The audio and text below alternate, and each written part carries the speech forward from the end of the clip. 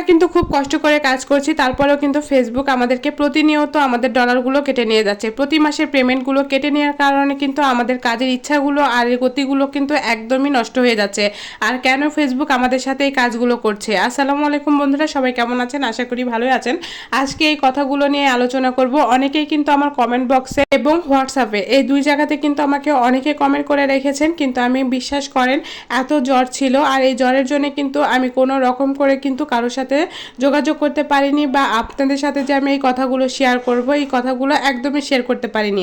এখন অনেকেরই প্রশ্ন যে আপু, আমরা প্রতিনিয়ত এত কষ্ট করে কাজ করে যাচ্ছি, কিন্তু তারপরেও কিন্তু ফেসবুক আমাদের প্রতি মাসে ডলারগুলো কেটে নিয়ে যাচ্ছে।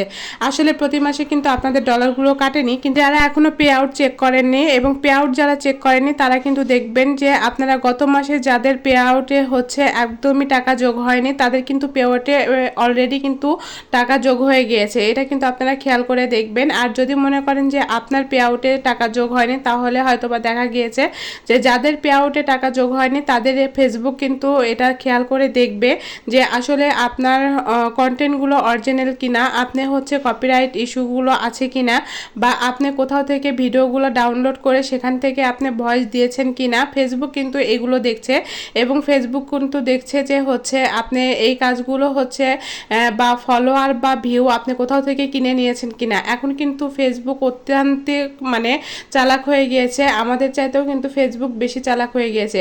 যাই হোক, ফেসবুক কিন্তু কোনো ধরনের ডলার এখান থেকে কাটেনি বা কাটবেও না। যাদের যাদের এই ধারণাটা ছিল, এটা কিন্তু একদমই ভুল ধারণা। ফেসবুক কখনোই কারো ডলার কাটবে না। আর ফেসবুক যদি হচ্ছে আপনার অরিজিনাল কন্টেন্ট হয়ে থাকে, তাহলে ফেসবুক কিন্তু এই অরিজিনাল কন্টেন্ট আলাদের কখনোই কিন্তু টাকা কাটে না। এটা কিন্তু ফেসবুক প্রতিনিয়ত আপডেটের কারণে হয়তো বা এরকম সমস্যা হয়ে থাকে কম বেশি, কিন্তু যখন আপডেটটা একদম ঠিক হয়ে যায় তখন কিন্তু সব কিছু ঠিক হয়ে যায়। কিন্তু প্রতিনিয়ত আপডেটের কারণে আসলে এরকম হচ্ছে। কিন্তু এখন আর্নিংটা একদমই কম। যাদের আর্নিংটা একদমই কম আছে, বলতে গেলে কি যারা একদমই বড় ভিডিও দেন না, তাদেরকে বলবো আপনারা মাঝে মধ্যে বড় ভিডিও দেওয়ার জন্য চেষ্টা করবেন, কারণ বড় ভিডিও তো একটু হলেও কিন্তু আর্নিং দিচ্ছে। ছবিতে কিন্তু ভালো পরিমাণের একটা আর্নিং দেয় যদি আপনার ভালো একটা ভিউ থাকে, এবং স্টোরিতে কিন্তু হচ্ছে আপনাকে এখান থেকে আর্নিং দেওয়া হবে। কিন্তু স্টোরিতে হয়তো বা মনে করছেন যে আপনি যে ভিডিওটা আপলোড করেছেন ওইটা যে স্টোরি থেকে আপনি ইনকাম করতে পারবেন, তা কিন্তু পারবেন না। আলাদাভাবে কিন্তু আপনাকে স্টোরি দিতে হবে।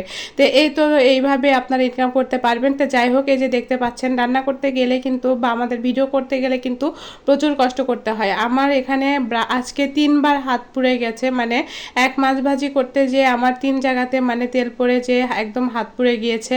আর হাতটা পুড়ে যে মনে হচ্ছে ছ্যান ছ্যান করে জ্বলে যাচ্ছে, তারপরেও কোনো কিছু করার নাই। তারপরেও আমাদেরকে ভিডিও করতে হয়, তারপরেও কিন্তু আমাদের কাজ করতে হয়। তারপরেও কিন্তু অনেকেও মনে করে যে আমরা এখান থেকে কত কিছুই না করছি, কিন্তু আসল কথা কি, ফেসবুক এখান থেকে কিন্তু এখন তেমন একটা কোনো ধরনের ডলার দিচ্ছে না। আর যদিও ডলার দেয়, কিন্তু খুবই স্বল্প পরিমাণে ডলার দিচ্ছে। এখান থেকে $100 ইনকাম করা খুবই কঠিন।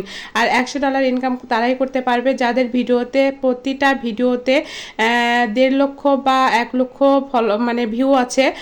তারাই কিন্তু এখান থেকে প্রতি মাসে $100 ইনকাম করতে পারবে। এছাড়া কিন্তু এখান থেকে $100 ইনকাম করা খুবই কঠিন।